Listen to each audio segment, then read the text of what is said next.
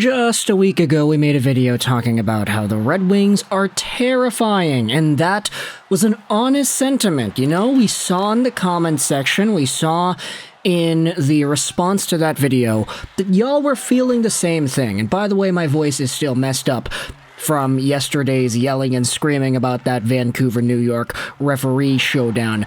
But today, what I wanted to do was go over the Red Wings and their adversity, because it's been just a few days, and now this team is in a spot where you could very well say there is adversity.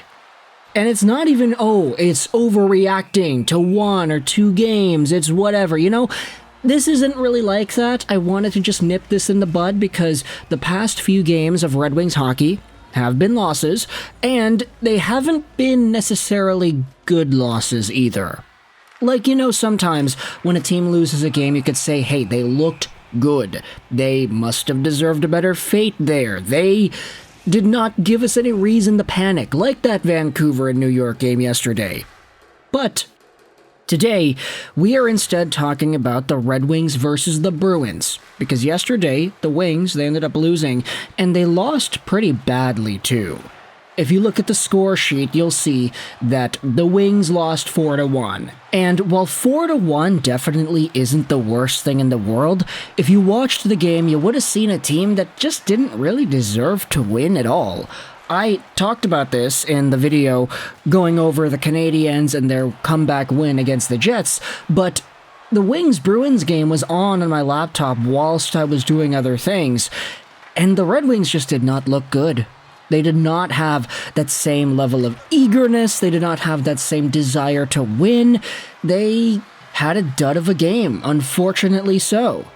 And if you take a look at the Wings, their 4-1 loss against the Jets, their 5-4 loss in overtime against Seattle, it seems like everything that could have gone wrong for this team started with that Jaden Schwartz thrown stick a few nights ago against the Kraken. They got goalied against the Winnipeg Jets, and now against the Boston Bruins team, not only do they end up losing to the powerhouse that is the Bees, but they look terrible in the process. What I wanted to do was go over to the Reddit game day thread for the Bruins and the Red Wings yesterday, as well as the Daily Talk thread that a lot of Wings fans are talking on at this very moment as I'm talking to you in this microphone. So, yesterday, whilst the Bruins and the Red Wings game was going on, you had yourselves the game thread as well as the post-game thread. Excuse me, this is what I actually wanted to go over. Our Red Wings post-game thread, Detroit at Boston Bruins, October 28th, 2023. Let's talk about some of the comments here made by the Red Wings and their fan base. Falling back to earth after that hot start is a real downer. And yeah, this is kind of the thing that happens when you have a hot start, you have all the hype in the world, everybody's fearing you in the hockey world, and you get humbled really quickly. And it's not even like you play a few good games and you lose. Nah, you play like garbage. And this is some of the sentiment that I'm seeing. Yeah, the Red Wings didn't fall down to earth. They dove there.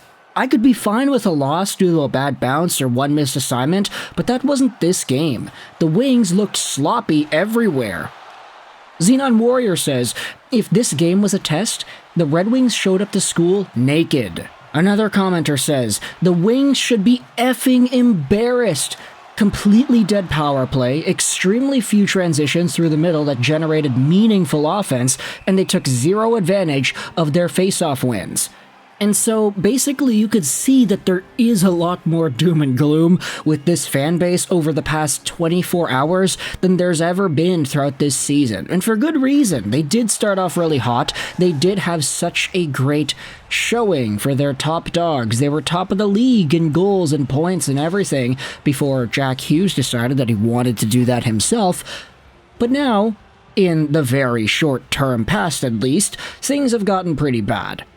Let's go over onto the more rational takes, and I'm saying rational not to discredit what it is that these Red Wings fans are saying in the post-game thread, but trying to just say instead that yesterday, once you have a post-game thread, most of these Wings fans are angry. Some of the things that come out of their keyboards could not be entirely representative of their feelings of the team in the moment. people get emotional, and that happens. Literally yesterday, I'm the guy that was yelling about the referees after the Canucks and the Rangers game. But today, on the Red Wings sub, there was the general discussion thread that was posted just a few hours ago, and this is where people are a lot more truthful. They're like, hey, we had a sleep. We were able to sleep on it, and now we're coming into Reddit with a rational, open-minded approach to talking about the team, hockey in general, and everything. Here is a comment regarding the Wings. The Wings have always been strong starters to the season, followed by a fall from grace. Even when our teams have been ass, we always start strong. The reply here says that players are usually better at the start also. It's hard not to remember Kubalik, who was on pace for like 50 goals or something. Now you have responses like these. Funk Show says, here's the reality as I see it. I said the same thing after the first few games and got shot down. The Wings are a one-line team. We don't have any depth up front. On D, we have a single D pairing that a team can win with. If a team can shut down the Larkin to Brinkett Raymond line, then they will likely beat the Wings. So don't blame coaching, goaltending, etc. when the roster just isn't deep enough to compete consistently. And there are a few sentiments going back and forth as to whether or not this really is the case, if the Wings are a one-line team.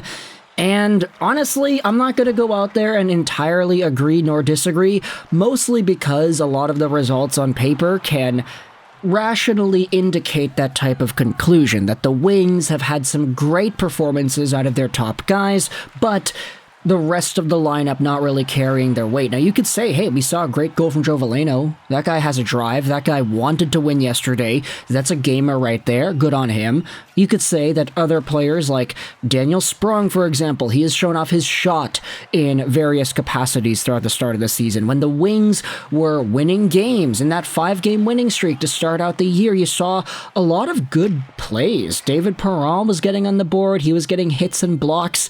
You have Klim Kostin, who was going around the offensive zone doing some pretty alright things, not getting on the scoreboard necessarily, but still showing off pretty well. Berggren was doing Berggren-like things. There are some interesting names that showed off, but when the going gets tough, and when your top line gets shut down, this is where you need the rest of your depth to step up and take control. Hey, Larkin, Raymond, DeBrinkett's having a rough night? Well, that's okay, because the second line, JT Compher, Andrew Kopp, these guys are going to come out here and score instead. That did not happen yesterday against the Boston Bruins, and it's unfortunate because after such a dud of a game like that, it kind of sucks the life out of you, doesn't it? It just makes you feel like everything's falling down, even though the Wings are going to play the Islanders tomorrow, and we'll see if they have a good showcase. I mean, the Islanders have been a pretty alright team this year, so this is definitely going to be another test, following in that same vein of the Boston game.